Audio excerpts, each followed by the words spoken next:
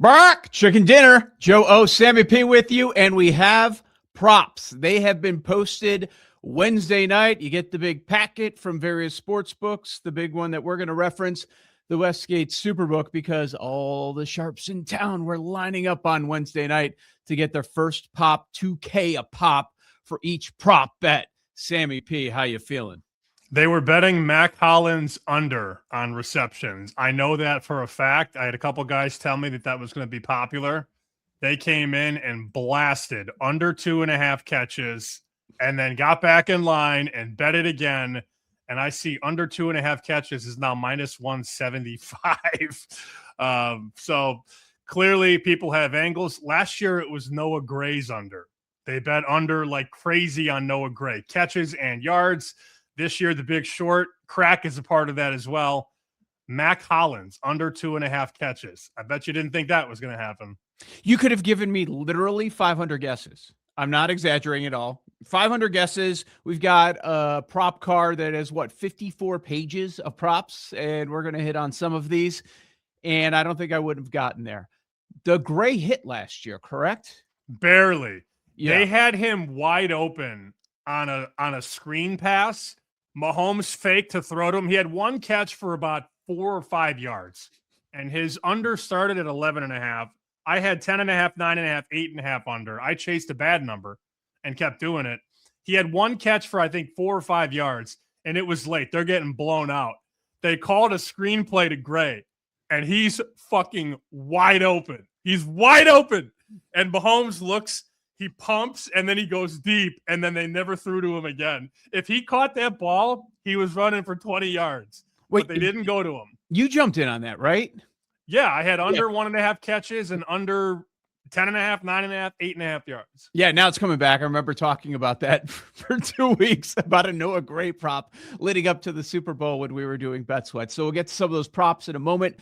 Also, the betting market has settled on a side. It doesn't mean it's going to stay there, but it has settled for right now as we are, 10 days out from Super Bowl 60. This is Chicken Dinner. Check us out on YouTube. If you're there, hit the thumbs up, hit that like button. Make sure you're subscribed at betchickendinner over on YouTube. Getting a ton of comments, ton of likes. We appreciate it. We're on Twitter as well.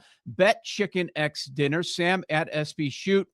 I'm at Joe Ostrowski. I'm mad at myself. I'm not really mad at myself because I'm going to save it for Super Bowl week. But the merch arrived for me.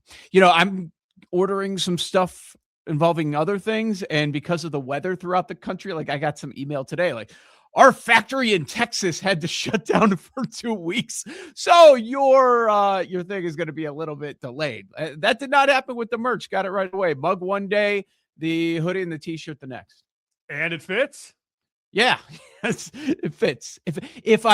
Especially if I stick with the way that we're going. If we go back to Christmas holiday time, a little snug, won't feel comfortable. If we have a zebra cake party, I won't love it as much, but the way we're going, I think it's going to be perfect. I'm feeling good. Back at the gym this week. I had a zebra cake after our show. I wanted to show you that I could still eat it in one bite, but I haven't had one since. So that's been good. It's been very refreshing. Been doing fruit in the morning, protein for lunch and dinner. Good to go. But after the Super Bowl, I might add some weight during the Super Bowl rather, because of the menu that we've talked about on the show. All right. I've got a food question for you later. It's Super Bowl week, or almost Super Bowl week. Props are out. We don't need to lead with that, but I do have a food question that I know you have some expertise on, something that I was dealing with last night. All right. Betting market on the Super Bowl. Some soft books, it opened 3.5, shot up immediately to 4.5. A lot of the Vegas books, the respected books, that's pretty much where they opened anyways. And we had a number of days where it was split between 4.5 and 5 on the side. Not quite 5.5, well, mostly 4.5 and 5. And now you look at it, Thursday afternoon, 4.5 everywhere. Everywhere. It doesn't mean it's going to sit there. We're going to get those $1 million wagers. I know there was one that came in immediately over at Circa that Jeff Benson tweeted about, but it is 4.5 everywhere. The total seems a little split. You'll see some 45.5. You'll see some 46. I really think I'll find myself on the Patriots, and I didn't believe I was going to get there. Huh. Look, they've been a monster cover team, as we've talked about, and they've really been a dog only a handful of times. They've been favored a ton this year, and they've still hit at that clip 15 out of 20. So they've been a money-making team. Now, so has Seattle, and Seattle, of course, covered again. But now you get New England in that dog role. There's no margin for error with Sam Darnold laying 4.5 in a Super Bowl. Like, really, if I would have said to you September 1st, all right, Joe, you're going to lay 4.5 points with Sam Darnold in the Super Bowl, I don't even know what you would have said. But here we are. And it's not just obviously Sam Darnold against Drake May. It's the Seattle defense, which has been very metrically sexy, although the Rams kind of did their thing in 2 games against Seattle. So it's a little overrated, I think, of a defensive unit. They're good. They bend but don't break, but they give up yards, and you can move the ball against them. I think special teams, they're very good. It's the anti-Shanahan thing, right? The Shanahan tree doesn't seem to really prioritize special teams. Well, clearly Seattle does, and they're very good at kicking the football, punting the football. Shaheed's been a weapon for them in the return game. So they do it all very well. Offense, defense, special teams. But then you have New England, and you notice those big bets came in at 5.5. They cleaned them, and only a couple 5s left. 5 at Pinnacle, 5 at Paradise, another 5 offshore, but mostly 4.5. Totals come down. I thought it was going to maybe climb up a little bit, and that still might be the case because when we get closer to kickoff, you're going to see a lot more over money from the public bettors. That doesn't mean there isn't resistance waiting from sharp people at under. I like the first quarter under. I've played this a ton. We've talked about it. We've been together, several times now talking about Super Bowl. I like the under in the first quarter. The problem is the market's caught up as you're watching on YouTube and you see 7.5 at Westgate, 7.5 at DraftKings. Some offshores are 9.5, but you got to lay the juice there. This used to be routinely in that 10 range. It's like 10 minus 120 to go under. And I loved it because you were protected on 7-3 or 10-0. Well, now if you're going to give it out, it's got to basically be 7.5, which I don't love. If you have the ability to bet this 8.5 here, do that. If you have bet online and you can go under and minus 125, I like that as well because now 6-3, you're protected. I hate the way the market is caught up, but in the last 11 Super Bowls, the first quarter on average gives you 6.6 points. Mm-hmm. They have slowly caught up because these defenses are ready. The offenses are rusty. And guess what? Nerves kick in. And you think Sam Darnold and Drake May are going to have Super Bowl nerves? I do. See, I don't worry about that. I know you always want the best of the number, and it's a kick in the pants if you see a number and you don't act right away, and then you end up missing it just after a matter of hours, right? Like that's quite annoying because you want the best of the number. But it is such a short period of time in the game, just being one quarter. And like, what's the scenario where you get screwed on that? That's what I'm trying to think of. Okay, first touchdown of the game. Are they really going to go for 2? Where that would be the difference between 7.5 and 8.5? Probably not. Something wild happens and let's say you get 3 field goals. Well, there's no difference between 7.5 and 8.5. You're sitting 9 at that point. I kind of think that move doesn't matter. Now you're getting closer to it going down to 7, and that would be a big move down. You don't want the 7. You want the 7.5. But the difference between 7.5 and 8.5, I think it's fine. I think you're okay. Like, yes, there are some scenarios where that ends up screwing you, but I think those are few and far between. The other good thing about it is that teams have been much more aggressive on 4th and 1, 4th and 2, even 4th and 3. If you're at the other team's 35 or 40, you might go for it. So if you get a stop, obviously a punt is much welcomed on my side. If you get 2 punts in the first quarter, it's going to stay under.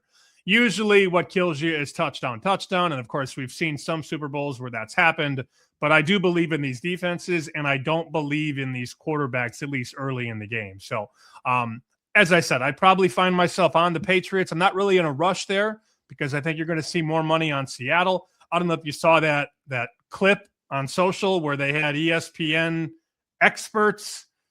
All 11 of them picked the game. They all picked Seattle. Damn it. All 11. Yep. I saw that. Who are some of these names? Throw some. Are they betting people or the NFL people? A little bit of both. My favorite second grader, Ben Solak, is on the list. There's a bunch of people that write for ESPN.com. I don't think they're all betting experts, but enough of them.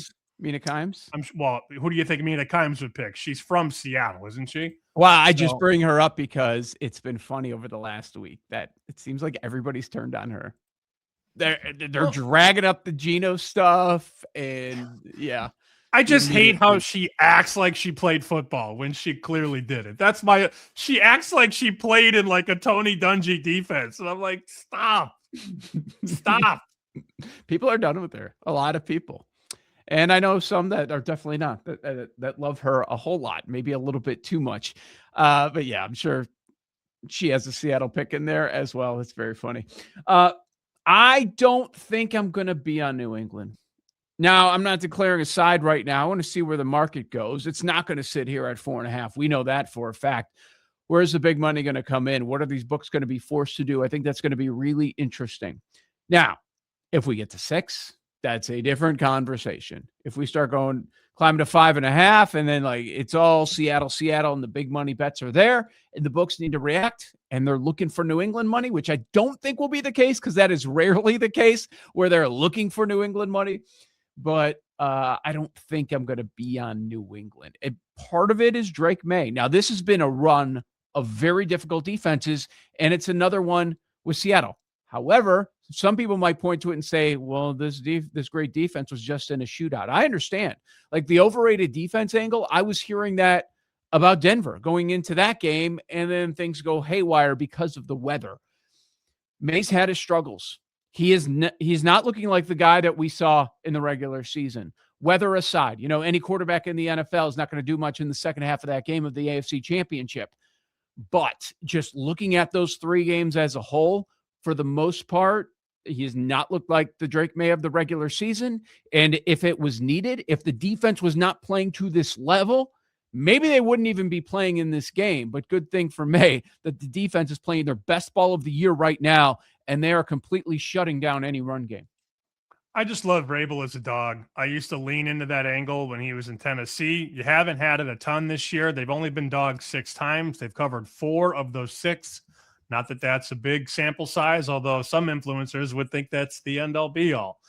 4 out of 6 is good enough. It's not why I'm there. I like that team, and I like Vrabel kind of motivating the boys up. Look, Seattle wins by 1, 2, 3, 4. I'm going to win. So that's just enticing to me, and I've got some time to get off that. I'm not going to flip to Seattle. I know that. For me, it's either New England or pass. The only side or total bet or like first quarter, second quarter, first half market, the only bet I've made in those angles is on the first quarter under, and I bet under 8.5 at -110. We've got maybe like 10 minutes or so. We're going to talk to Will Hill from Fox and VSiN and Should Have Bet More podcast. Do you want to hit some of these props from the Westgate? I have the ability to share the packet. Absolutely, we should. And like Sammy's going to set it up. We hit on it a little bit earlier at the start of the show, and you're able to max out at 2,000 a wager. It used to be a bigger deal, but it's still a big deal with the Westgate and all the props that they have. And you had mentioned it on the show for Monday, just how they go about it. And you're right. Like I'm skimming through these 54 pages, Sam, and it really is plug and play, meaning we see these props every single year. And when they're in these like 48-hour meetings, 72 hours breaking down before the release, it's really just about price, right? Like we don't see these new innovative props. It's pretty much the same props every year, just based on the teams involved and the specific matchup, the pricing, the yardage, that's what changes. It's about discovery, getting to the right price by leaning on respected players. We mentioned Crack earlier. I know Rufus Peabody was there. Randy McKay was there, came down from North Dakota. Those guys with their bets give the book information. And obviously we've had props up. DraftKings and FanDuel had them up right away. Caesars, MGM, South Point put them up a couple days ago. But Westgate has been the place to go, right? Because they let you bet 2,000 a whack. You make 2 or 3 bets, then it's the back of the line. The app is off. All these bets are on the counter, at least on opening night. And it used to be Thursday. They used to open up Thursday, but the guys decided, hey, let's just do it Wednesday. Let's get the information earlier, the better number, and then go from there. Like I mentioned that Matt Collins prop, and Patrick Everson did a really good job. He wrote about this for Vegas Insider. When they opened that up, it was 2.5 under minus 130. And, minus 110. So they came in and bet that. They bet under 2.5 catches minus 110. Then they bet minus 130 again. And then somebody else bet minus 150. So they knew they had a bad number, but for, $4,000, $5,000, $6,000, you move that market 60 cents, and now you know that you're good. Because now anybody that wants to chase it is laying $1.70, and the juice will always catch up to you. I think it's great that they do this, to take 2,000 a whack. You know who's there. You see the people with your own 2 eyes. They got the cameras there. Murray and all those guys are watching who's betting. They're able to track all these bets in the back. So it's a really good way to discover the proper price. The one guy I wanted to talk about first is on page 3 of the packet. I know that people listening don't have the packet, but if you're watching, you can see page number 3 here. It's Travion Henderson. All right. Is he going to get the ball in this game? And if he does, I think we got some ability here to get over. I like this first rushing attempt over at 3.5 plus 120 on Henderson. Now, if he doesn't carry the ball, you get your money back. He's got to rush at least once. Oh, wait a minute. No, they changed the language on that. Damn it. If no rushing attempt, under is the winner. Ah! Whoa, wow. Yeah, okay. Read the fine print. He'll get a rush. He'll get a rush in the game. Yes. I think he's going to get a rush, and they're going to run him outside, and he's going to pick up at least 5. So that would be a bet that I would look for. I'm sure other books have Henderson, but I'm inclined to think that Vrabel has saved his secret weapon for this game. So I'm looking at Henderson across the board and looking to sort of spray his rushing prop. I don't like his receiving prop, but I do think he's going to get some carries, and he has the ability to break a big one. You know how I feel about Henderson. I've been talking about him all year, and he is the definition of boomer bust, right? We've seen 4 multi-touchdown games this year from him. We saw a 3-touchdown game, which was on national TV, and that's when we were hoping, at least I jumped in on Offensive Rookie of the Year right before that game because we saw that big performance. I think it was against the Jets. The matchup was perfect. The usage was going to be great. And he did his part, and he goes off. But then, obviously his role changed a little bit moving forward. Injuries happen. It sucked, but very high on him. Boomer bust. It is funny. I was actually going to go out of my way to make sure that I asked you about Henderson, and I'm glad that you independently brought him up and looked at that.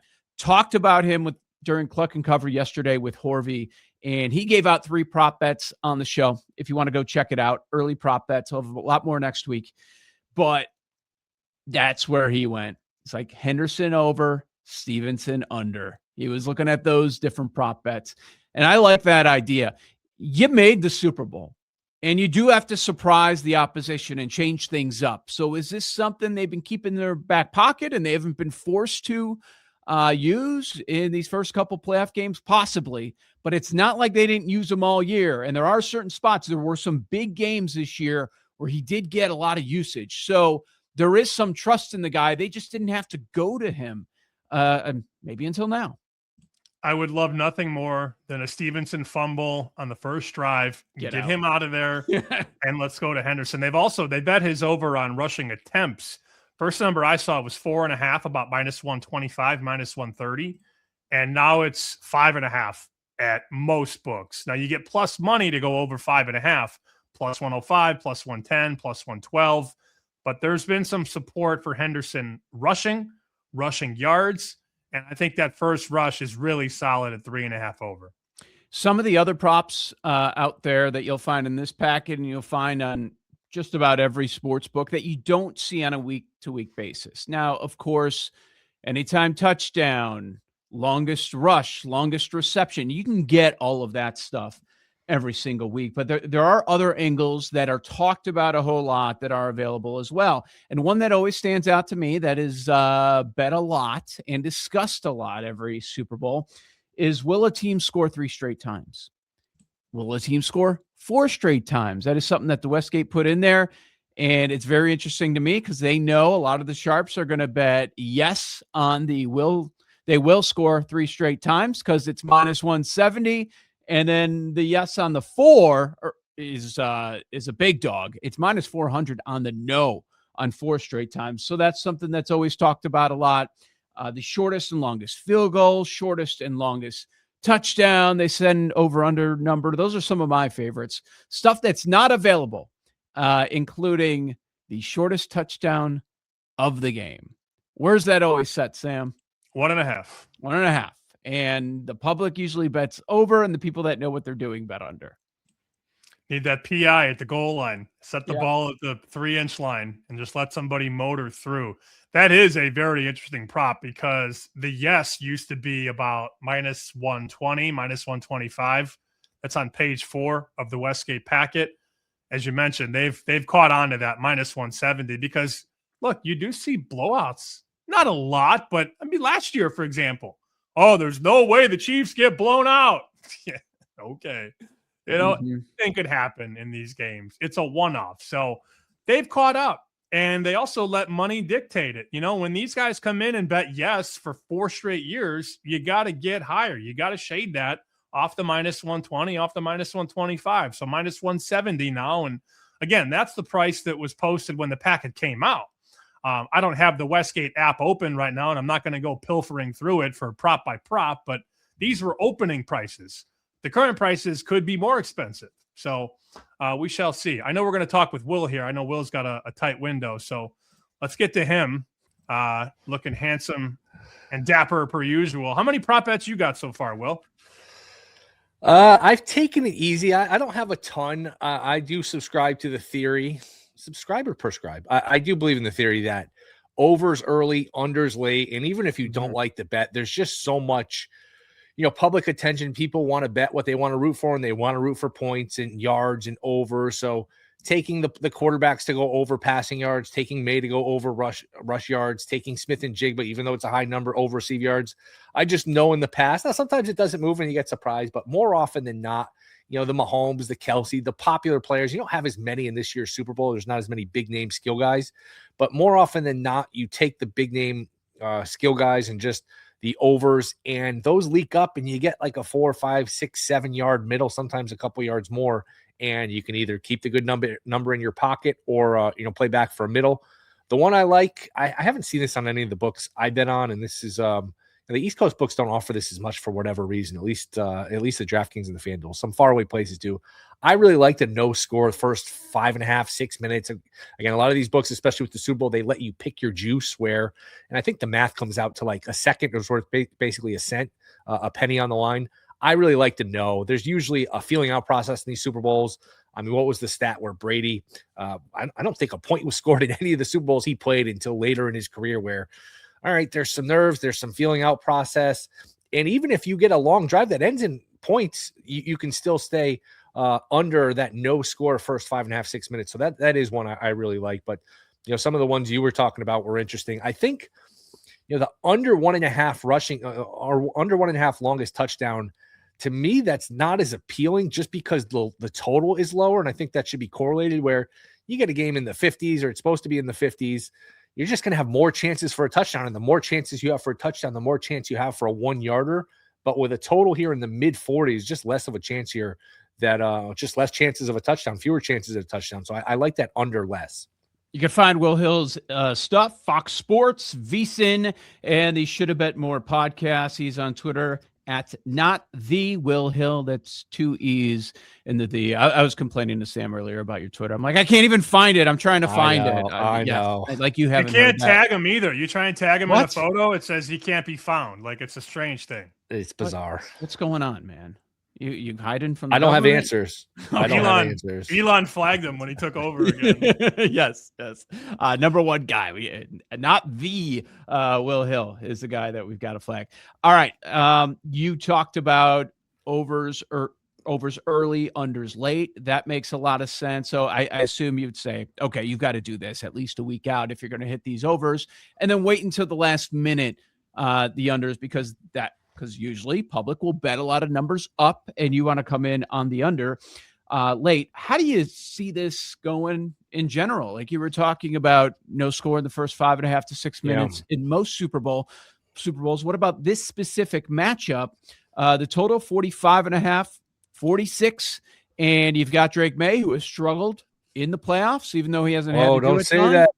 No, he's played great. He's played all the best. He's played the 85 Bears and he's played the 2000 Ravens. These are great defenses, even though Denver gave up 30 and 34 at home to Jacksonville and Buffalo the last couple of weeks. And it was a blizzard, even though there was no snow in the first. You can't say that he didn't play well. We don't want to hear that. Yeah, I know. Fans don't want to hear that. He's played great, but I'll let you continue anyway. And then the other side, Darnold. So are you thinking this is an under game in general? Probably. The score that keeps I keep coming back to just the general blink test kind of thing. 27-17 Seattle. You mentioned it. May hasn't played well. This has been I know another thing you're not allowed to say.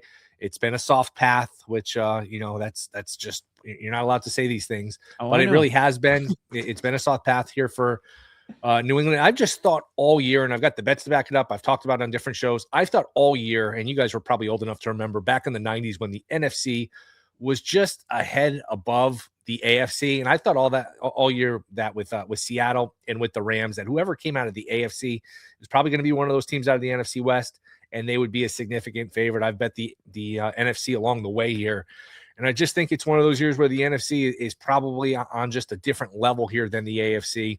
And look, Seattle is capable of losing. I mean, they didn't play good defense against the Rams the last 2 times. But an interesting stat, I don't know if you guys saw this. I think a 9-game winning streak for the Seahawks. They've given up like 130 points, and half of those points have come in 2 games to the Rams, and the other half have been in the other 7 games. So I think Seattle and Daniel Jeremiah, I think, put this well. If you just draft the players, playground style, out at recess, we're just picking players. He said like 20 of the 30, I think was his number, would be Seahawks. That is a good way of putting it, I think. So I think Seattle wins. I do think, and I don't think I've talked about this bet yet, here at least. Usually, and for years, this was a good little hack where you bet the quarterback of the team you think was going to win and you get some value. I feel like the books caught on to that. In past years, Mahomes and the Chiefs, it wasn't worth it. The line was too similar. It wasn't worth it. Same thing with Brady and the Patriots. This year, I think it's worth it with Darnold. You can get plus 130 for Super Bowl MVP. Meanwhile, the money line for Seattle is minus 220, minus $2 in that range. The narrative is there. The media loves this guy. He's friendly with the media. Seems like a good guy. He's on his 5th team. Reclamation project was a high pick. All of those narratives are there. And the one guy who you could say, well, Smith and Jigba could have a big game. Yeah, well, if Smith and Jigba has a big game, who's throwing the ball? Darnold's throwing the ball. I do think there's value there on Darnold plus 130. And I do think Seattle wins the game. We need Emin at 500 to 1. That's what we need. Who is it? Nick Emin, the safety. Well, you got him 500 to 1. Yeah, 2 weeks ago, right, Joe? Oh, that's a good one. Yeah, I would also take Witherspoon at 750 to 1. I wouldn't mind that one. Those are good ones. You guys got those a couple weeks ago? Yeah. Yeah, it's funny you mentioned him and Ward. That's the one guy, if you had a bonus bet or something with a low limit and you just wanted to bomb, I saw him in Worry at 75 to 1 just as a talent play, because I don't think he's going to win Rookie of the Year, but he's probably going to finish second, and he is a monster player. And could you have a scenario? I mean, we've seen it in the past. It's been a while, but Von Miller had one. The Larry Brown Super Bowl, the Bucks Raiders, the guy, I think Dexter Jackson had a couple touchdowns. So it happens, and you know what? The ball bounces your way, and you get a couple returns, and who knows? All of a sudden you're live. I know last year Sweat was live for the Eagles for a while. I remember he was the short shot in game, and the books do keep these keep these markets up in game. At least a few of them do. So it can happen. I mean, you get a low scoring game, you get a pick six, you get another turnover, and all of a sudden, you know what? It happens. But that's certainly a good number to have in pocket. Yeah, last time Seattle won, it was a defensive player. It was Malcolm good point. Malcolm Smith won it. It was like, which defensive player do we give it to? And they ended up with Malcolm in a game Smith. where they had 43 points too. That was a 43-8 game, which you're thinking, all right, the team scored 43 points. You automatically give it to the quarterback. I have to go back and look. Same thing when Dexter Jackson won it. They scored like 48 or something. Yeah, good point. A lot of that was on defense, but still, your point, 48 points. Usually think the offense did enough here, and you give it to the quarterback. I have to go back and look at that Seattle box score and think, how the hell, what Wilson did or didn't do to give it to him. I know there was still a narrative at that point that it wasn't really Wilson's team. It was more of the defense. Wilson was more of a babysitter of the offense, and then he became a star in the years after. But that's a good point. I want to look on the other side. So I agree. I think everybody agrees with what you had to say about Darnold. You're expecting a Seattle win, and there's some value. You're getting plus money on the quarterback of that team, and he's the number one story on that team. So there would be a very good chance where he would win. But, I mean, the point spread's 4.5. Sam loves New England. I'm just kidding. But I wouldn't go that far. He thinks he'll be there. We shall see. We'll see where the number ends up going. But it's not like the line is a touchdown. It could go the other way. Sure. Do you feel that way about New England with Drake May? Do you feel that, man, if the Patriots win this guy is probably going to be first or second for the NFL MVP? It's going to be very difficult for them not to give it to May, or are there other opportunities? Yeah, I mean, look, it's 3 Super Bowl MVPs in a row have gone to the quarterback. I think it's 7 out of the last 9, 8 out of the last 12. And by the way, this is not a recent phenomenon of just deferring to the quarterback. Super Bowl 3, Joe Namath doesn't throw a pass in the fourth quarter, didn't throw a touchdown the entire game, and they gave it to him. So this is a quarterback award. I can't disagree. I think it's a similar sentiment with Darnold. I don't think the narrative is as strong because Darnold's just been around, kicked around the league. Even Minnesota, where he won, 14 games, and they kick him to the curb. I think all of that helps Darnold. And even if he doesn't play great, I think sort of the tie goes to the runner with Darnold. I'm not sure the same goes for May, but obviously if you tell me right now New England wins, yeah, May is an overwhelming favorite to win the award.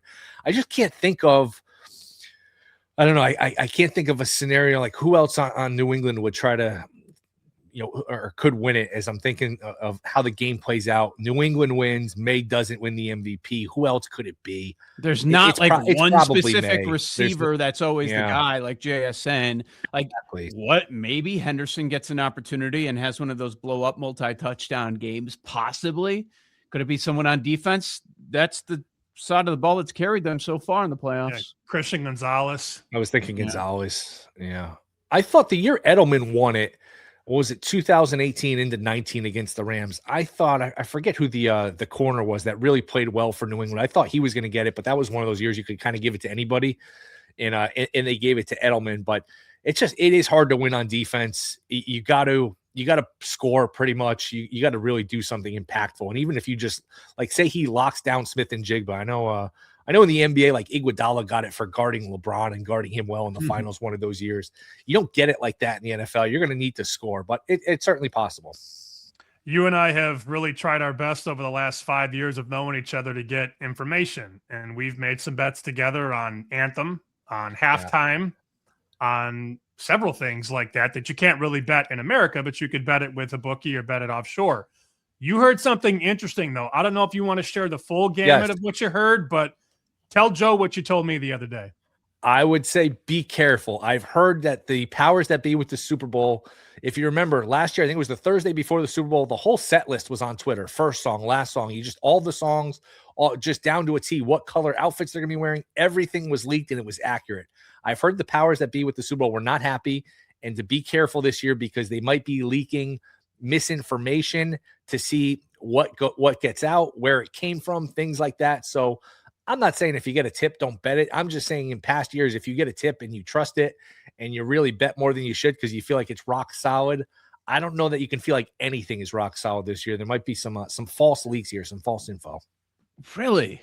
See, because none of their partners let you bet that anyways. They're sports betting partners. You have to go offshore for a lot of this, and you can't bet much anyways in most of those situations. Yeah. But you're saying the NFL actually does care about this.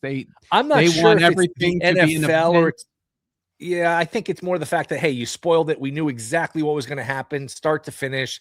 And just, again, whoever was mad it was leaked of like, all right, like you guys work for us and you're going to go and blab and just spoil this for us. That's not, you're told not to. Maybe there's an element of that of just betraying the trust, betraying the confidentiality, maybe more so that than like a betting angle, I think is what probably annoyed them, if I had to guess.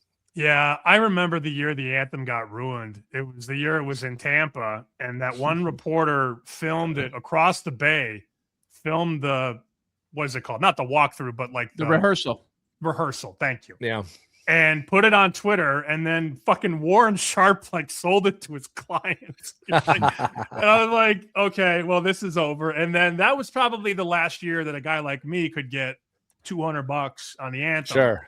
Now it's like, all right, you can have an It's Andrew hard. Jackson and then you're done. All good things come to an end. The one year I think we had the info was first song halftime, Bitch Better Have My Money. And it was like, you're all excited and like the game has started and the second quarter is winding down and you're like, oh man, I have $900 on Bitch Better Have My Money. Right. And then they came out and played it first. I think those offshores have caught up though. Sure. And the other thing too, the other part that's a sweat is a lot of times they do these, what do you call it? Not collaboration, but they'll start one song and they'll go to another, or they'll play the beat to one song, but they won't sing it. And then they'll go into another song. I think that might've been the year with Rihanna where they played the background of another song, but she didn't actually sing it. And it's like first lyric sung. Same thing with the national anthem, where it's like they'll really carry out the words or repeat the last few words of the anthem. And like, does that count? Does it not? And here's a good general betting tip, I think, for the Super Bowl when you get into these novelty props. Don't bet anything that's not clear. If you're betting that much where you think, boy, I don't want to get screwed here. I don't want to have to hire a lawyer based on this novelty prop. Is the Gatorade? Is it purple? Is it blue? I can't really tell. Just bet stuff that's clear cut. Don't give the books any wiggle room to screw you over if you're that worried, if it's that big of a bet for you. I love this time of the year. I love this week when you end up talking about all these numbers. So for those that don't know and that haven't looked, the national anthem this year will be sung by Charlie Puth, and I think he's pretty good. Like, I don't know if you guys have seen some of his renditions of other songs. Like, I've seen him play Bonnie Raitt stuff. Like, I think he's excellent. But the offshore length of the anthem, 125 seconds. Math majors puts us at 205. And then you see all the bets that I love. How long is Brave going to be? Over or under 4.5 seconds? Will somebody kneel during the anthem? Will a player or coach cry during the anthem? Yes is minus 500. This really is the best time of the year. Yeah, last year I was studying, was it John Batiste? He did the anthem, and I found a couple anthems that were way deep on the internet, and I found him with the piano and all that, and we moved that thing like, 5 seconds, I think. I don't know why. I'm a little behind this year on Charlie Puth. Maybe you've done the diligence, Will. I don't know.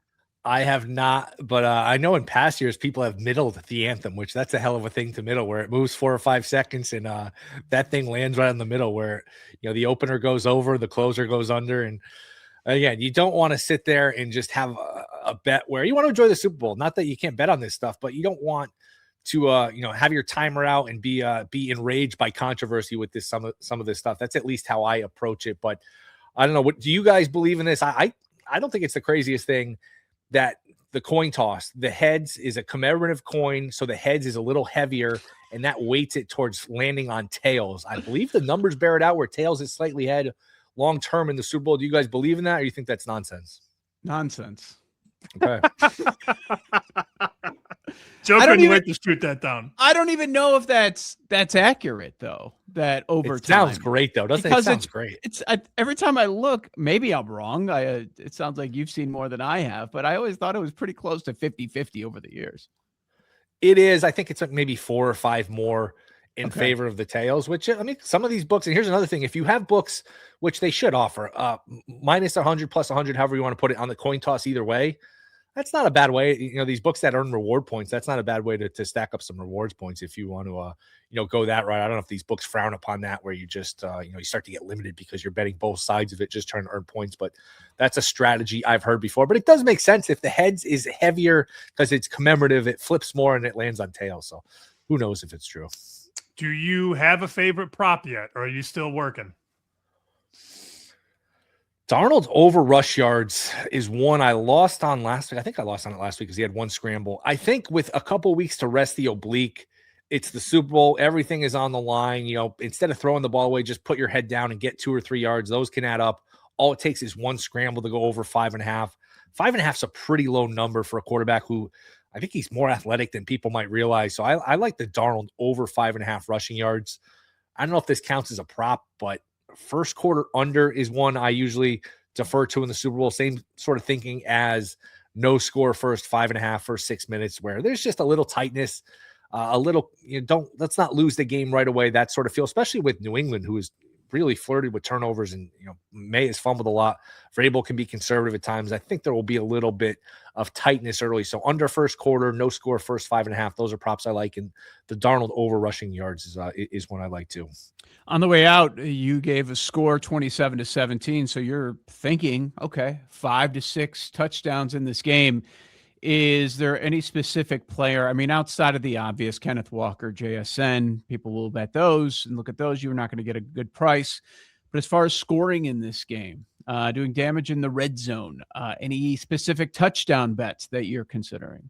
And now that you mentioned it, that's another good way to just, if you're newer to this, which most people listening probably not, but it's always good to reemphasize, try to stay away from that stuff that's a one-way market. If you can't bet the no on something, chances are it's probably not a good idea to bet the yes. That being said, maybe Darnold, just because, like I said, 2 weeks rested from the oblique, he's had a habit of, he's had some great runs. I think it was like the COVID year. He had like a 50-something yard run on Thursday Night Football to get in the end zone. He runs a little bit more than you might think at times. You could always get in with a sneak. Darnold at a plus price. If you're looking for a long shot touchdown score, first touchdown score, Darnold might not be a bad one. All right, very good. Good stuff. Will Hill at Not The Will Hill over on X, Fox Sports, VSiN, and most importantly, the Shoulda Bet More podcast. Will, always appreciate your time. Best of luck with all your wagers, and hope it's a very profitable Super Bowl for you. All right, boys. Big fan of the show. Thanks for having me. It was good to see you guys. Thanks. Thanks, Will. Good stuff there from our friend Will Hill. On Charlie Puth, if you want to kind of get a gauge on what he does, I don't know if I haven't looked either, if there's Anthem recordings out there, but I hear his name and I think of one thing. It was actually a good watch. He was on Stern a few years back, and if you go to YouTube, you will see a bunch of performances from him on that show, and he was just going over some of his favorite songs and why he likes them, and he was doing his own covers. Super talent. Like, I was like, this guy's a lot more talented than I thought he was. I know he's a writer, he does all kinds of stuff. So if you want to get a gauge on what kind of a performer is he going to kind of lean into it, stretch things out a little bit, I suggest watching that. I'm probably going to go back and watch that.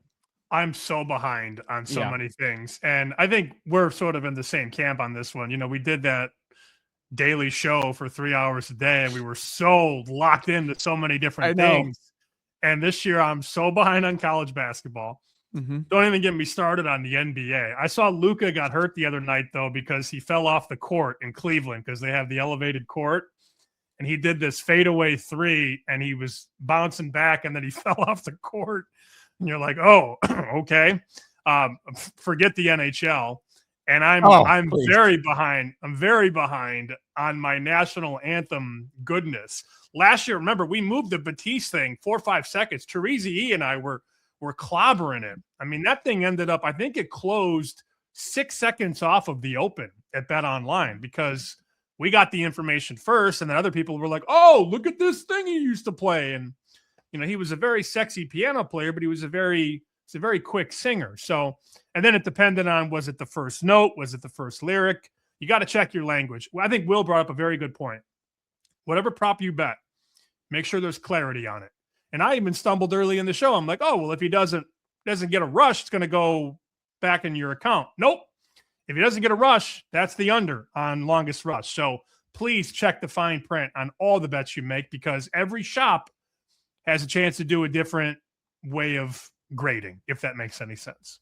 It makes 100% sense. And there was something that was brought up in our conversation with Will that I wanted to bring to your attention because it was mentioned in our Monday show over on YouTube. And we love it when you guys comment. Please do at betchickendinner, subscribe, comment on all the episodes. And I want to get your thoughts on this because this was brought by one of our guys here, B Newberry 94, that comment at the very bottom of the YouTube page.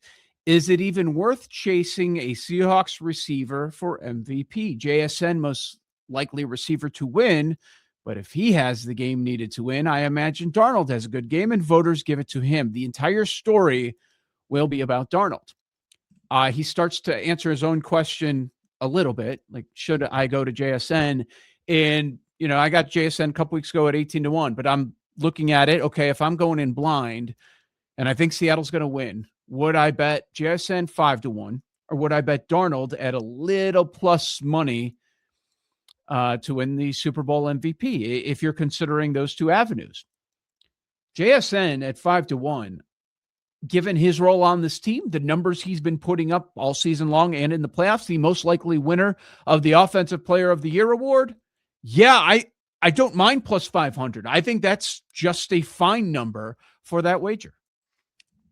I like the term chasing, and I understand fundamentally what he's saying, but you're not chasing it in a Super Bowl market. You know, like, okay, if you want to look at what it was before the playoffs started or heading into Championship Sunday, then yes, you're not going to get the number you could have received. But in terms of like two teams locking horns, I don't think you're chasing the number because this is a separate market now that we have two teams.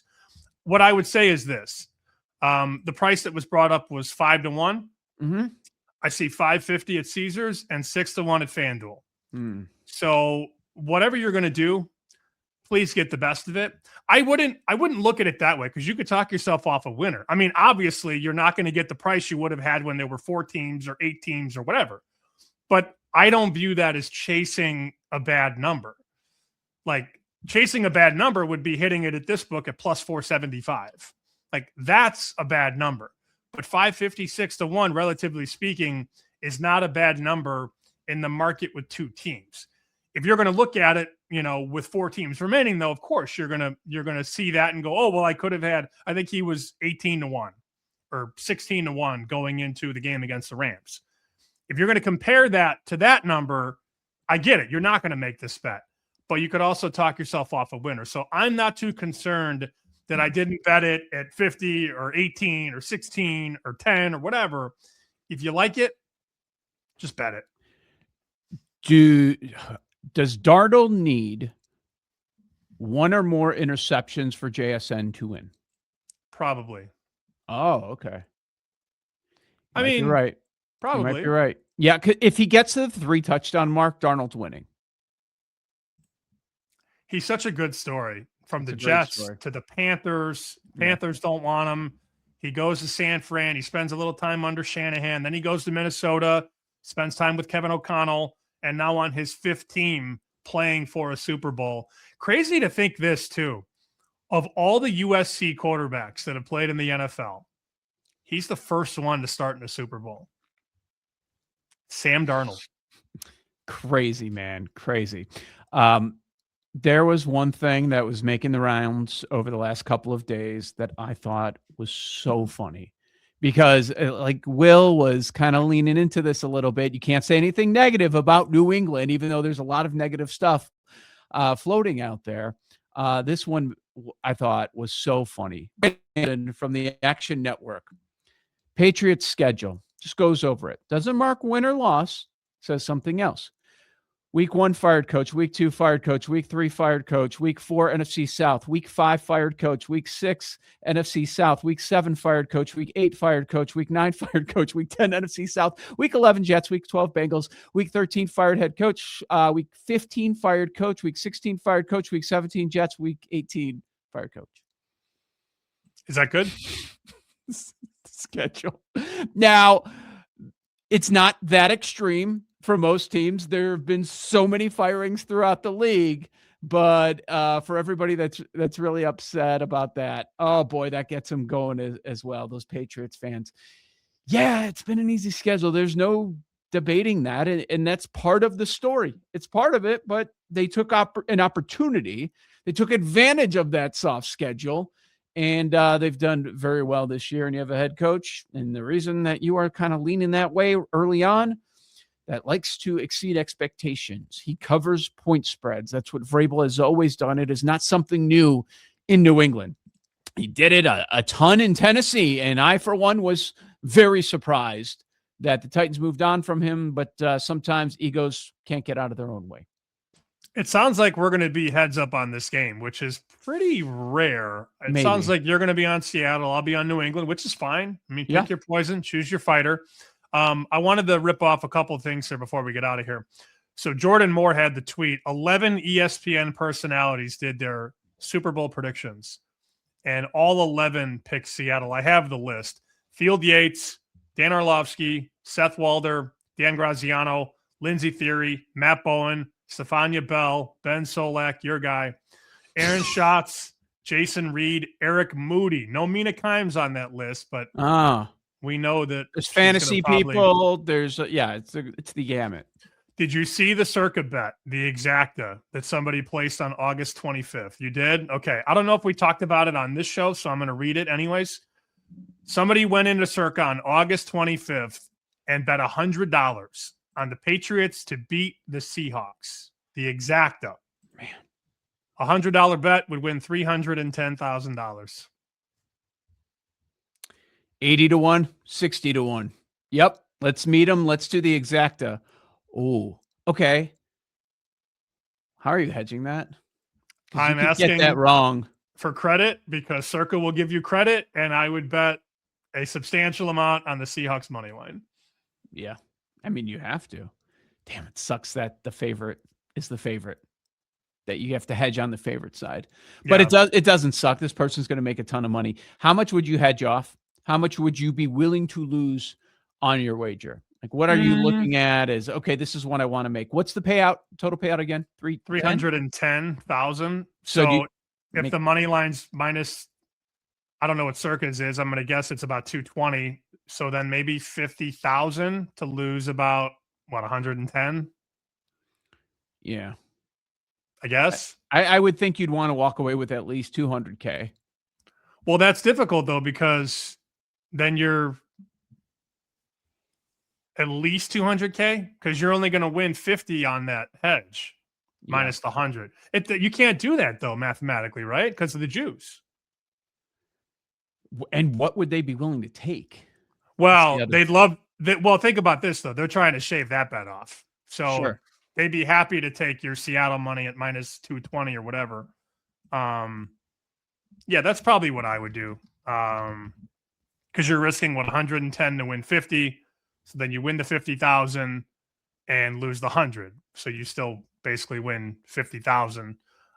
Which would feel like you lost. Yeah. Or you win 200, which is the number that you just brought up. You'd win the 310 minus the 110. Last thing, and I do actually have a tweet that I can share here. I have to finagle this for a second. Did you see what your girl Kendall Jenner bet on the game? Bet? You didn't see this, did you? No. No idea. Okay. Why is everybody my guy, my girl, by the way? I don't know. I'm Ben Solak. I'm Kendall Jenner. Fine. Ben Solak is my guy. I'll take Ben Solak. You can have Kendall Jenner. Apparently, Fanatics has a deal with Kendall Jenner. Okay. And she is all in on New England. Here's the ticket that they posted. It's $1 million on the Patriots money line. You buying that? No, it's not a real bet. Of course not. 100, I would believe. 1,000, I would believe. $1 million? Come on. Stupid. Because it gets people talking. Because 1,000, nobody cares. Stupid. And they put it out early too. I'm not ripping the book. I don't know anything about them. They are in Illinois, and I've never used Fanatics in my life. Never used them. Have you? No. They took in, at least here, they took over for PointsBet. It's once in a great while I'll see a slip, like somebody will send me, hey, what do you think about this bet? What should I do to hedge off it? Something like that. And once in a while I see Fanatics, and I'm kind of taken aback because I never see Fanatics. Once PointsBet left, I took my money out. I didn't jump into Fanatics. Anytime I do look over there, I'm really not interested in using them because I don't like the prices. Mm-hmm. You're probably up all time on PointsBet too. Didn't you have a Justin Fields lightning bet over on Rush? I did very well on lightning bets. Like, yeah, I miss them a lot. Yeah, didn't you lightning bet over 70.5 or something, and Fields had 180 or something like that? Yeah, I would love those. Oh, that's one thing that Fields was great at. I love lightning bets. So people that don't know what lightning bets are, let's say his rushing total was 50.5. And I'll go, okay, lightning bet the over at 5. $10 a yard. So 50.5, he gets 100. It's not, oh yeah, you hit your over bet. Here it is. Your minus 110 bet. No, it is, you went 50 over. Oh, you bet $10 a yard, 10 times 50. Like that's okay. Here are your winnings for that. Or if you go, you can go a couple hundred. I would do some NBA totals. Like those get hairy, man. They're really fun. They're really fun. One of my favorite stories in the history of Chicken Dinner was Artie Lang talking about him and Norm Macdonald lightning betting the over in the lowest scoring basketball game of all time. Bulls and Jazz, 98 finals. There's nobody that does those, right? There's too much risk, I think, for these legal books. Now, you could find a local that would do that because you're playing on credit, but I don't think so. What did they used to call it? Was it points betting? It wasn't lightning betting. They called it something though. Points betting, I think. Okay, well that would make sense because they were points bet. But Artie was saying that they lightning bet like $500 a point, and the total was 180 or whatever. And the final score was like 71-70 or something. So good, so good. They lost 30 points at 500 a point. There's some good stories in that interview way back. We'll have to talk about that another time. I did have one other a quick food thing and just one other thing because you're in Boston. Okay. How bad is it there with the Belichick outrage? Awful. Yeah. I don't care. I don't give a shit. No. Here's what I care about. Stop talking about it. Anytime it's on TV, it's on radio. I can't run the other way fast enough. Yes, I get it. He has the skins on the wall. He has the resume of a Hall of Famer. You're never fucking going to Canton. What do you care? And it's not like he's not getting in. We know he's getting in. We got to know the reasons. We got to know why. And blah, blah, blah. This needs to be changed. That needs to be changed. The reality is they're humans and the reasons don't really matter. Like that's why he was held out. And whatever the reasons given, a lot of those people are going to lie if they do end up saying anything. We know Smilegate's part of it. We know Deflategate's part of it. We know him being a fucking creep is part of it. Being with a woman that is nearly 50 years younger than him. Like it still kind of blows me away and it's sickening. Like that would be like me dating someone who is not born yet, Sam. Seriously, that's how gross it is. But somebody said that's all part of it. Somebody said he'll be patient. He waited 49 years for her. He'll wait. Which I thought was very funny. Yeah, they're talking about it a ton, but they're also they're much more. Well, my annoyance isn't so much on the Belichick thing. It's just like the fans out here are, didn't take us long to get back. Here we are again. We're just better out here. We're better than you. And the Portnoy's yapping like crazy. And like the Patriots fans are so arrogant. They were so bad for so long. Then they lucked into Brady. Bledsoe gets hurt. They win all those Super Bowls. And now it's here we are again. Couldn't keep us down long. That's more annoying than the Belichick thing for me. Yeah, that's why a lot of people hope they end up losing this game. Right? I hope they lose by 1, 2, 3, or 4. Yes. Oh, you're in. You're in. You seem like you're unsure, depending on the number, leaning that way, but you're going to be in? Probably. Yeah. Okay. I think there's a chance, though, I could get 5 or 5.5. I think there's a really good chance. So I'm not in any rush. And, of course, we're going to do a show next week, and we'll rip through our entire menu of bets. We talked a lot of prop strategy today. We threw out some angles to discuss. But I definitely want to give a final card. I usually have like 4 or 5 bets on the Super Bowl. So we'll get to that next week. I like the first quarter under. I've already bet that. I'll probably play the longest field goal under. That's another one that I usually like to get into. But there will be some more information that comes out, and I'll be talking to people all week long. Today, tomorrow, through the weekend, into Monday and Tuesday, and then we can maybe finalize our card mid next week. The last thing, and I'm glad you brought up the word menu and you threw that out there. Mm-hmm. Did a pulled pork yesterday, all day. Didn't do the overnight. I was up early, did that, and it was eventually ready for dinner. Eventually, every time I've done a pulled pork, I've done it a little bit different. I've noticed there are little nuances that some people, okay, we'll wrap, and some will do in the pan, and some will do a no wraps, all sorts of stuff. Some ways I've liked, some ways I definitely did not like the way it's turned out, even though it is very simple. You don't really mess it up, but maybe you like certain aspects and you don't like others. For the first time yesterday, I did a no wrap. Never doing that again, unless it's an overnight. The taste is good. It's fine. Takes forever. It felt like there were 10 different stalls, like forever for it to move up a few degrees. I'm like, this is just insane. Again, not difficult to do. It's usually pretty good every time, but I definitely am learning that I have preferences. And I was wondering with you, it is on your Super Bowl menu. What is your routine? Do you have one specific way that you do this? Yeah, I do it the same way every time, but I did tinker with different ways early on in the game.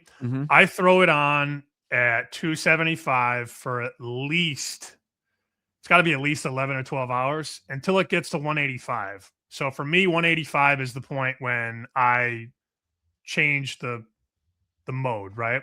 So I'll throw it on naked. I rub it with mustard and cover it all over with rub and then black pepper. And then it'll lay in that smoker at 275 for, like I said, 11 or 12 hours. Then once it hits 185, Costco's got those big aluminum tins.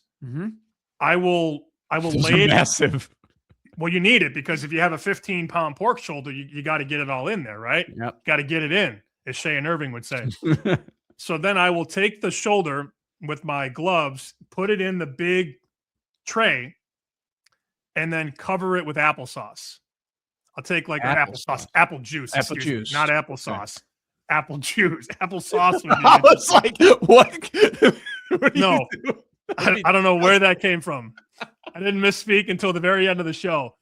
Apple juice. So apple juice. I'll take like half a jug of apple juice. So it obviously lines the bottom and then it builds a little bit. And then I'll just shake rub over the top and then I'll cover it and put it back in until it hits 200. 200 dead on. See, that's the other thing that I was confused about. I see some people say 195 to 205. Some people say you got to wait till it's 203. You're saying flat 200. I like 200 because it keeps cooking a couple degrees. 203 is fine. Like 203 is what like some of the barbecue experts that I follow like to say, but at least 200. Once it hits 200, I pull it. And then for me, I think we've talked about this before on previous shows. You got to let it rest at least 90 minutes. I know it's the hardest part because you've been waiting all day, but the longer you wait, the easier it shreds and comes apart. Sometimes I wait 3 hours. So that's why I do it overnight because my waiting gets minimized because I'm asleep for a ton of it. So if I pull it at 200 at noon, I will put it in a cooler until 3 o'clock. Yeah. And then at 3 o'clock, I put my hand in it and it falls apart. It's like a house of cards. Yeah. I waited not even 90 minutes yesterday, a little over an hour. Jesus, that thing's still really hot. Yeah, you have to wait long. You have to wait longer. Yeah. Some people wait longer than that. I saw one guy say, I wait 5 or 6 hours. No, I can't wait that long. I don't have that much, I don't have that much patience, but yeah, I would say keep it on no wrap at 185. You put it, you could do it in foil. You could do it in butcher paper, but I like the tray with the apple juice, not sauce, a little bit of rub, and then you foil the top and put it back in until 200. I've definitely seen the apple juice before. I've seen people say a combo of apple juice and Dr. Pepper. I've seen that as well. No butter? No, I don't do butter. I do butter on the ribs. Okay. You could do, I mean, it's not going to hurt it. Butter doesn't hurt. I mean, it's a massive piece of meat. I don't know if that's going to do anything positive either. Yeah. I like the butter on the ribs because there's a lot less density. Yeah. With that 15-pound piece of meat, you better throw a whole lot of butter in there. But also think about how hot the apple juice gets when it's in there for 3 hours or whatever. It'll push things. Yeah. There's no stall when you have a hot liquid that's bubbling at the bottom. I like it. Some good advice there.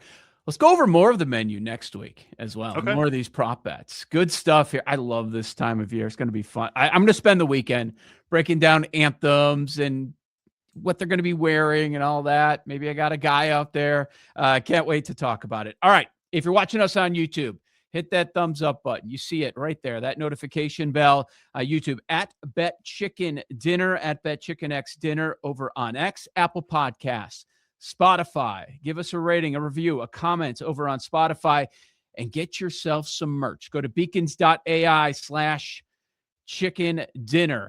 Sam, last word. I'm thinking we record Monday, have something out Tuesday. We'll have Cluck and Cover on Wednesday, and then we'll have our final Super Bowl preview for Thursday. That sounds good. Just make sure, again, apple juice, not applesauce.